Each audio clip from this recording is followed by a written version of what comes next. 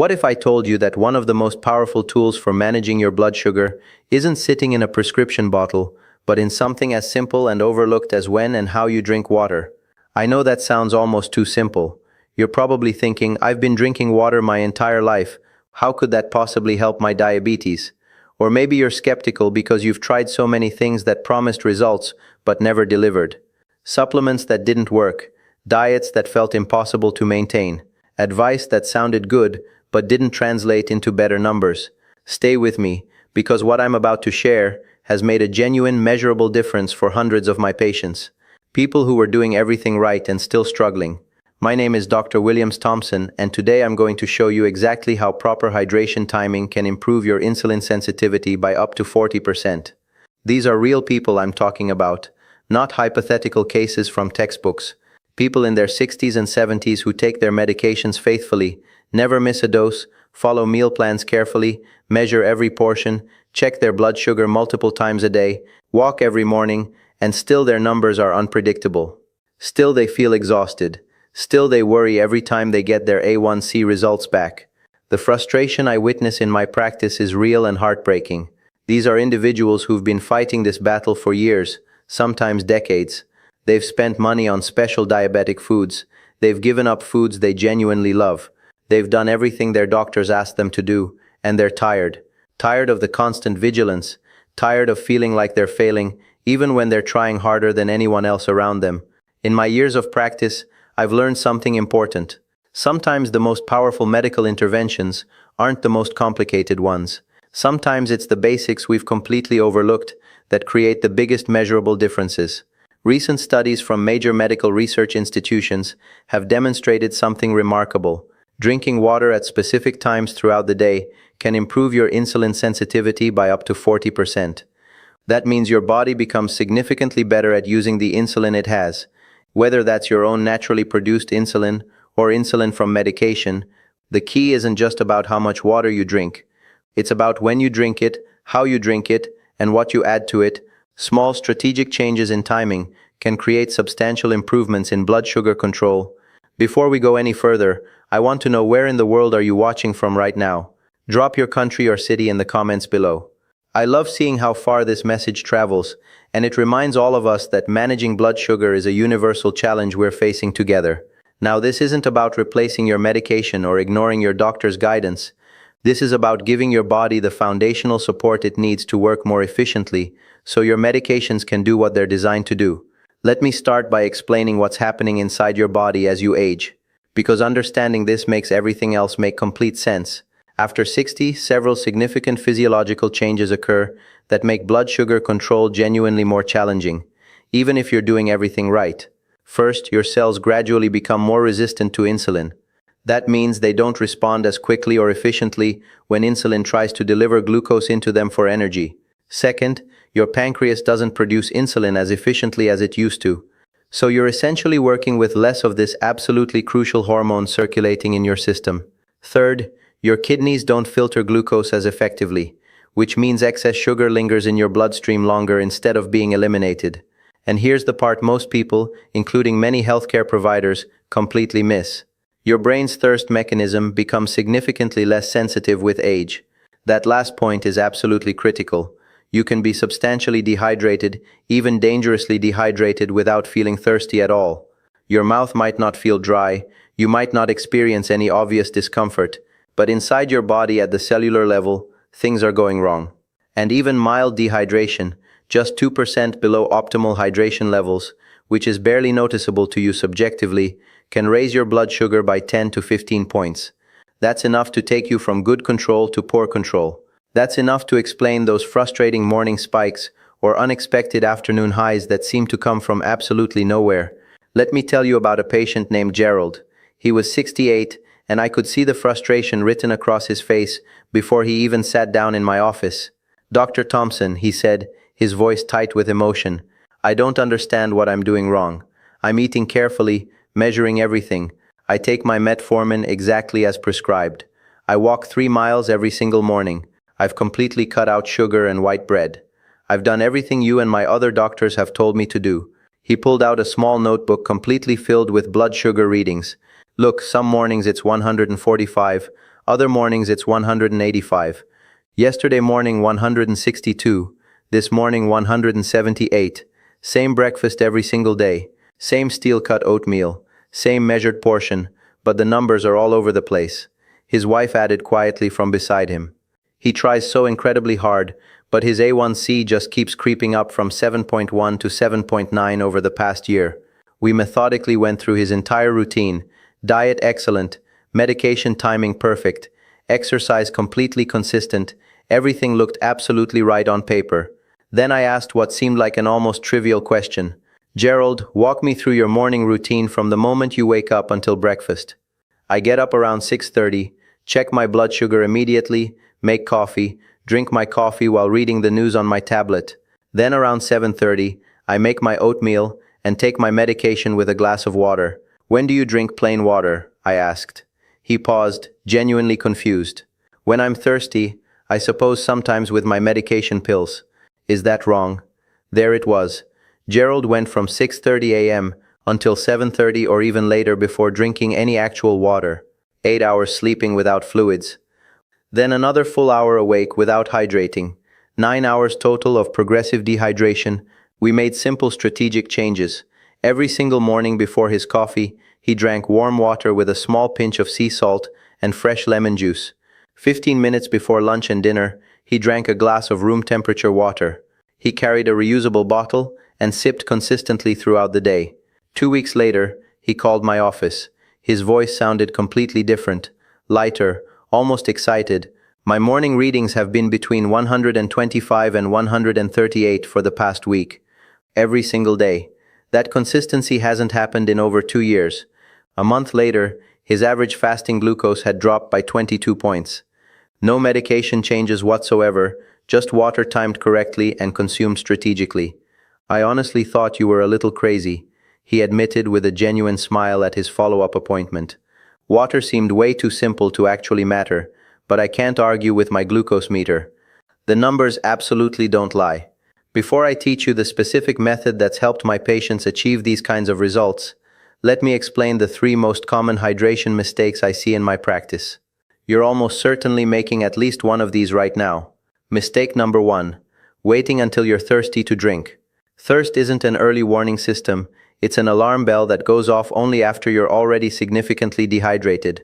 By the time your mouth feels genuinely dry, your blood has already thickened, your glucose levels have already elevated, and your insulin is already struggling to work efficiently.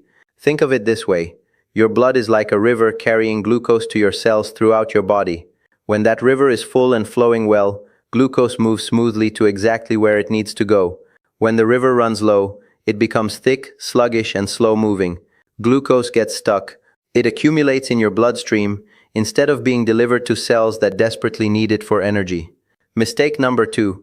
Drinking large amounts all at once.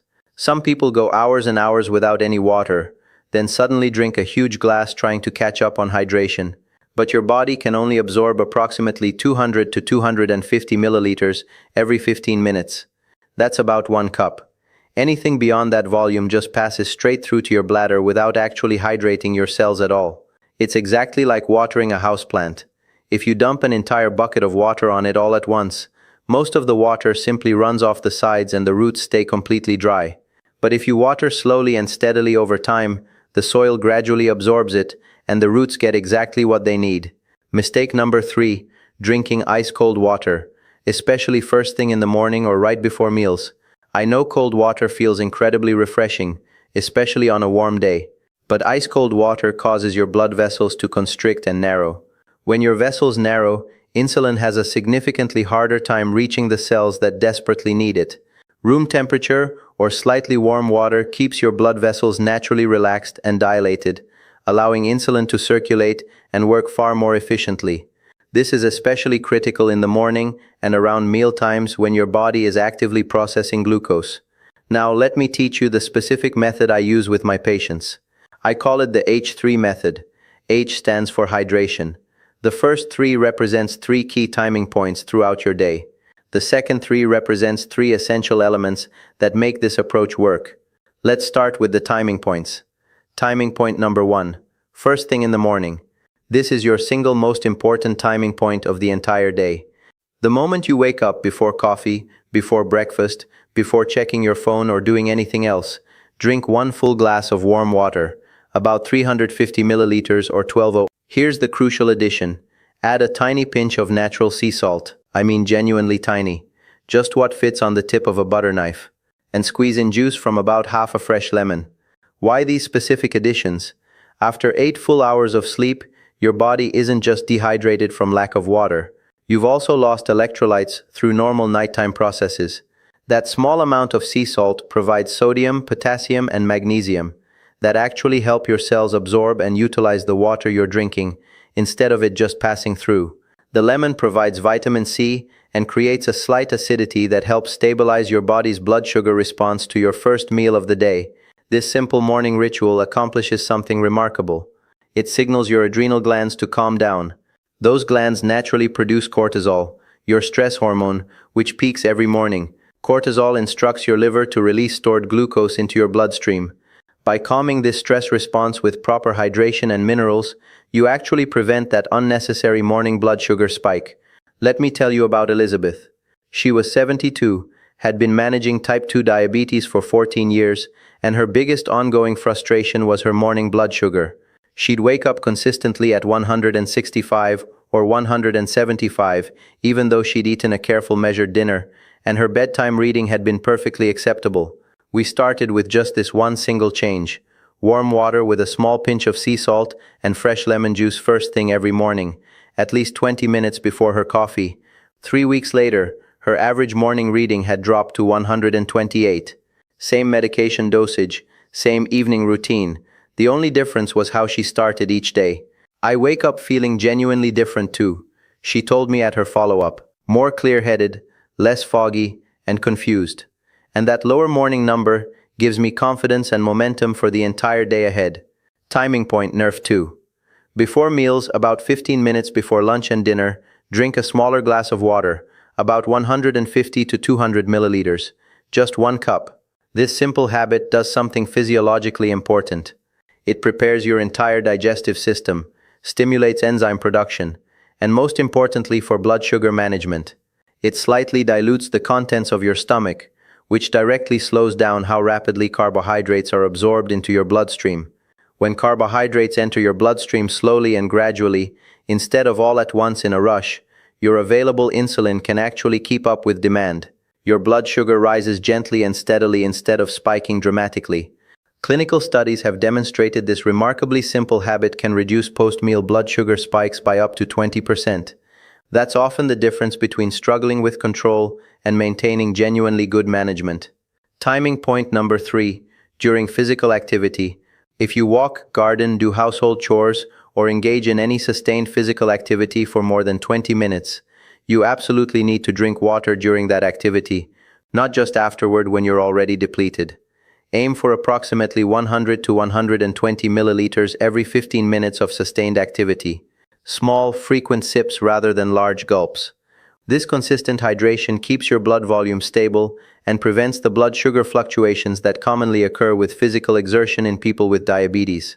Now let me explain the 3 essential elements, the second 3 in the H3 method. Element number 1, temperature matters.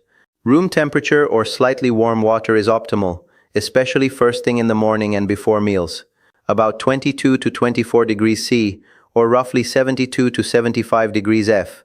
Cold water isn't inherently bad, but warm water keeps your blood vessels naturally relaxed and dilated, allowing dramatically better insulin circulation and delivery. It's a seemingly small difference that compounds significantly over time. Element number 2, minerals matter. Pure demineralized water alone isn't sufficient. Your cells require minerals to actually absorb and utilize water effectively. That tiny pinch of sea salt in your morning water provides those essential minerals. Natural sea salt contains sodium, potassium, and magnesium in proper balance. Avoid regular processed table salt. It's been chemically stripped of these vital trace minerals. Choose unrefined sea salt or Himalayan pink salt that still contains the full spectrum of minerals your body genuinely needs. Element number 3, timing. Consistency matters profoundly. Your body absolutely thrives on predictable routine. Drinking water at consistent times every single day helps regulate your entire metabolic system. morning water at the same time, pre-meal water at regular intervals. This consistency directly helps stabilize blood sugar patterns over time. There's one more addition I consistently recommend for my patients. About 1 hour before bed, drink one final glass of warm water with 200 milligrams of magnesium citrate or magnesium glycinate dissolved into it. Magnesium is absolutely crucial for proper insulin function, and the vast majority of people over 60 are clinically deficient. Taking it before sleep serves a dual purpose. It helps your muscles relax for deeper, more restorative sleep, and it keeps your blood sugar significantly more stable throughout the entire night. Everyone asks me this exact question. Doctor, precisely how much water should I actually be drinking each day? Here's a simple practical formula. Take your current body weight in pounds and divide that number by 2. That resulting number in ounces represents your baseline daily water intake requirement. For example, if you weigh 160 pounds, you need approximately 80 ounces daily. That's roughly 10 standard cups. If you exercise regularly or spend substantial time in warm weather, add 1 additional cup for every 20 minutes of physical activity or heat exposure. How do you know if you're drinking enough? Look at your urine color. It should be pale yellow, similar to lemonade, not completely clear, which indicates you're actually overhydrated. Not dark yellow or amber, which signals dehydration. Pale yellow is the optimal target. Here's a practical implementation strategy. Get a reusable water bottle that holds approximately 24 ounces. Fill it completely 3 times throughout the day. Once in the morning, once at midday, once in the afternoon. That's 72 total. Perfect for most adults. Keep that bottle constantly visible on your kitchen counter, on your work desk, in your car. Visual reminders work far better than trying to remember on your own. So what actually happens when you begin this method? What should you realistically expect? In the first week, you'll probably feel like you're running to the bathroom constantly. This is completely normal and expected. Your body is simply adjusting to proper hydration levels. This settles down significantly by week 2. You should notice your morning blood sugar beginning to stabilize, maybe 10 to 15 points lower on average. Not a dramatic overnight transformation, but consistent, measurable improvement. By weeks 2 to 3, you should experience noticeably more stable energy throughout the entire day. Less of that frustrating afternoon energy crash. Your post-meal blood sugar reading should become substantially more predictable and consistent. By week 4, if you check your A1C, you might see it beginning to trend downward. Not necessarily a huge drop immediately, but clear movement in the right direction. And here's what I hear most often from patients. Doctor, I just feel genuinely better. I can't quite explain it precisely, but I feel more like my old self again. That's what proper hydration creates. It doesn't cure diabetes. It doesn't replace necessary medication, but it helps your body work the way it's actually designed to work. Let me be absolutely clear about something critical. This is not a replacement for proper medical care. If you're currently taking diabetes medication, do not stop. If your doctor has you following a specific management plan, continue following it faithfully. What this hydration method does is support your existing medication, making it work significantly more efficiently within your body. I've had patients who, after 3 consistent months, were able to reduce medication dosages under their doctor's careful supervision, not because water replaced medicine, but because their body's entire metabolic system started functioning more optimally. If you have any degree of kidney disease, talk directly with your physician before substantially increasing water intake. For most people, this approach is completely safe and highly beneficial. But if your kidneys aren't filtering properly, you need individualized professional guidance. If you're taking blood pressure medication, pay close attention as you increase hydration. Proper hydration can naturally lower blood pressure, which is genuinely beneficial, but might require medication dosage adjustments. Watch carefully for any dizziness and report it to your doctor immediately. Let me tell you about Dorothy, who was 74 when we first met. Dorothy had been managing diabetes for 19 years. Multiple medications, various restrictive diets, diabetes education classes at the hospital. She understood carbohydrate counting better than most registered nutritionists. But her A1C had been steadily creeping upward. It was now 8.6, and her endocrinologist was seriously discussing starting insulin therapy. I feel like I've completely failed, she told me quietly, her voice breaking slightly. I've done absolutely everything right for 19 years, but my body just keeps getting worse and worse. Maybe this is simply what happens. Maybe I can't fight it anymore. Her hydration habits were terrible. Maybe 3 or 4 small glasses of water daily, if that. Coffee in the morning, tea in the afternoon, but actual plain water. Very little. I never feel thirsty, she explained. And honestly, I hate constantly using the bathroom. It's embarrassing when I'm out with friends.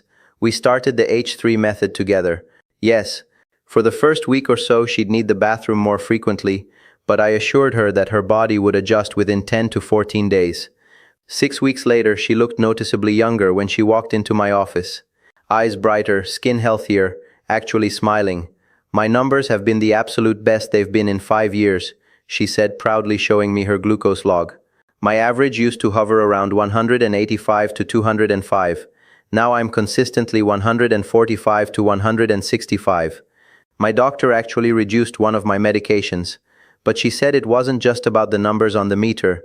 I have genuine energy again, real sustained energy. I can think clearly without that constant fog. I even started gardening again, something I'd completely given up on 2 years ago. 3 months later, her A1C results came back at 7.3, down from 8.6. You gave me my life back, she said, tears streaming down her face. But they were happy tears with water, something that costs virtually nothing. I just wish someone had explained this to me 19 years ago when I was first diagnosed. Dorothy's story is exactly why I create these educational videos, because there are thousands of people exactly like her struggling right now, trying so incredibly hard, feeling completely defeated, when sometimes the answer is genuinely simpler than anyone could imagine.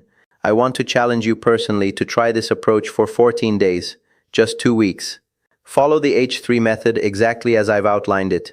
Morning water with sea salt and lemon first thing upon waking water. 15 minutes before lunch and dinner. Proper daily water intake spread consistently throughout the day. Magnesium water before bed.